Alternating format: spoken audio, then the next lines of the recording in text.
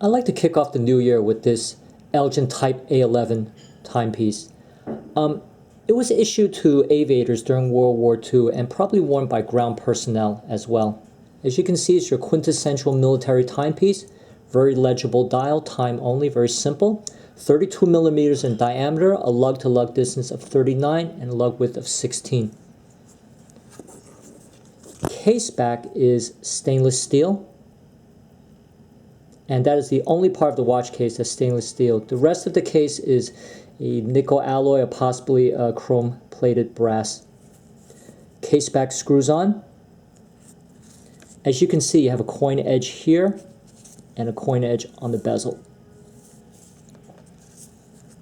Hands and indices were treated with radium, but it no longer glows because the watch is from 1943 to 1944, so whatever luminous properties it has no longer exists. The crystal is acrylic, presumably aftermarket. Got drilled through lugs here. Crown is big and easy to grasp. It's manually wound. Watch can be synchronized to a time source by pulling out the crown.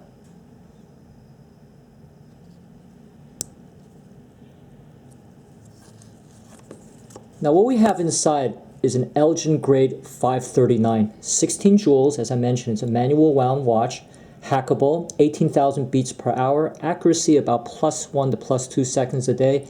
And on this particular watch, the power reserve is 48.5 hours, which is much longer than is usually indicated. It had a recent service and presumably the mainspring was changed. Now, one interesting thing about the later 539s, the ratchet wheel, crown wheel, and the screws are coated with this black finish, and what that does is to prevent corrosion.